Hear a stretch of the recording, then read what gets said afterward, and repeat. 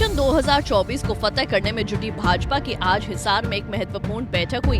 बैठक में सभी 311 मंडल अध्यक्ष और 22 जिलों के अध्यक्षों को बुलाया गया था। हिसार में हुई ये बैठक कितनी महत्वपूर्ण होगी, इस बात का अंदाजा आप इसी बात से लगा सकते हैं कि मीटिंग में ओपी धनखड़ के साथ साथ मुख्यमंत्री मनोहर लाल भी मौजूद रहे। हिसार में आज हुई बीजेपी की बैठक में प्रदेश अध्यक्ष ओपी धनखड़ ने कार्यकर्ताओं को जीत का मंत्र और टिप्स दिए। उन्होंने कहा कि पार्टी की ओर से 7 से 15 अगस्त तक हरियाणा के सभी 90 विधानसभाओं में तिरंगा यात्रा निकाली जाएगी। उन्होंने कार्यकर्ताओं से कहा कि अपने अपने क्षेत्र में इस यात्रा को सफल करें। प्रदेश अध्यक्ष ने कहा कि 14 अगस्त को जिला स्तर पर विभाजन विभीषिका दिवस मनाया जाएगा। आज संयोग से 22 जुलाई को 1947 को जो वर्तमान तिरंगा झंडा है, इसके स्वरूप को संविधान सभा ने स्वीकार किया था। तो तिरंगे का पहले अलग अलग रूप थे, अलग अलग तरह से सोचा गया था, लेकिन जो आज वर्तमान में राष्ट्रीय ध्वज है, इसकी स्वीकार्यता संविधान सभा ने 22 जुलाई 1947 को की थी। और हमारे लिए गौरव की बात है कि इसी दिन हम अगस्त माह में, अगस्त के दूसरे सप्ताह में 7 अगस्त से लेकर 15 अगस्त के मध्य तिरंगा यात्राओं की योजना कर रहे हैं। 90 की 90 विधानसभाओं में तिरंगा यात्राएं निकाली जाएंगी। पार्टी के भिन्न भिन्न मोर्चों को इसकी जिम्मेवारी सौंपी है। युवा मोर्चा को 22, अनुसूचित जाति मोर्चा को 17, पिछड़ा वर्ग मोर्चा और महिला मोर्चा को 15, किसान मोर्चा को 20 और माइनॉरिटी मोर्चा को 1 यात्रा, ऐसे 90 यात्राएं सौंपी गई हैं। इसमें ये अपने अपने दायित्वों के साथ इन यात्राओं को संपन्न कराएंगे। स्थानीय भारतीय जनता पार्टी के कार्यकर्ता और नेता इन सब यात्राओं में सहभागी होंगे। सामान्यतः ये समय देश के उन शहीदों को, उन वीरों को नमन करने का है जिन्होंने देश की आज़ादी के लिए अपना बलिदान दिया, देश की आज़ादी को बनाए रखने के लिए अपना बलिदान दिया। और उनको नमन करते हुए कहीं ना कहीं शहीद स्मारक से या किसी न किसी शहीद स्मारक पर पहुंचते हुए यात्राएं संपन्न होंगे।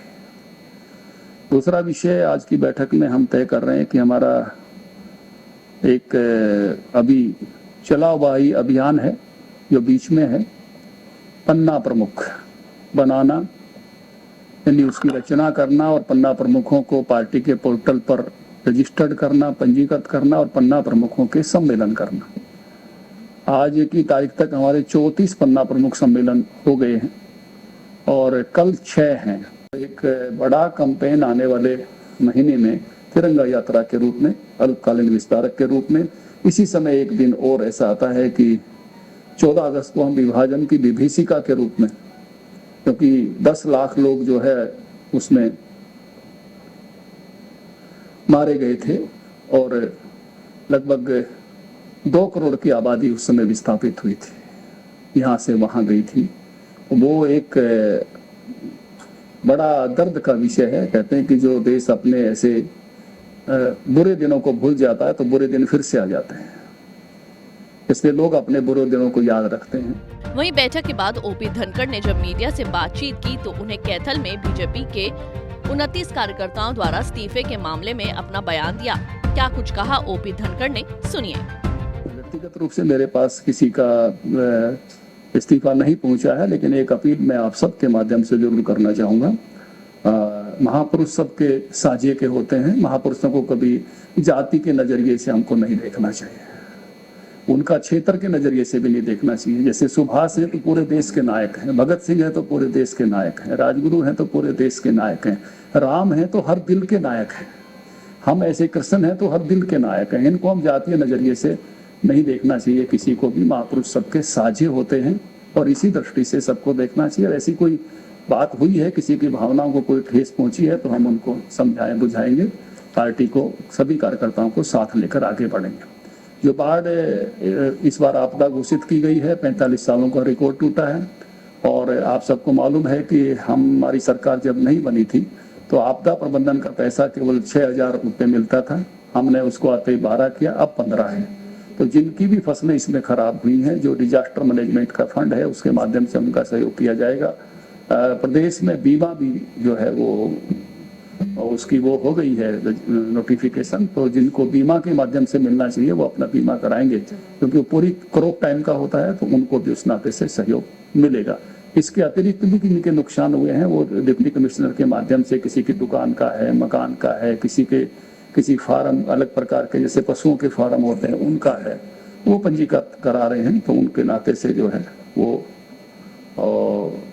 जो इस बार जो बाढ़ है वो हमारे हरियाणा में 2 पैटर्न हैं पानी के बहाव के।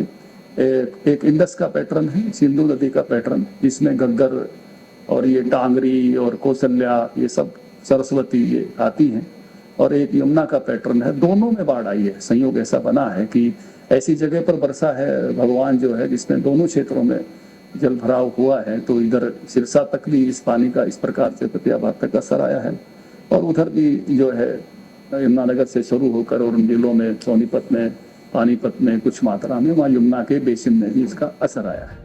ओपी धनखड़ ने कहा कि अभी तक उनके पास व्यक्तिगत तौर पर किसी का इस्तीफा नहीं आया है। उन्होंने कहा कि महापुरुष सबके साझे के होते जाति के नजरिए नहीं देखना चाहिए।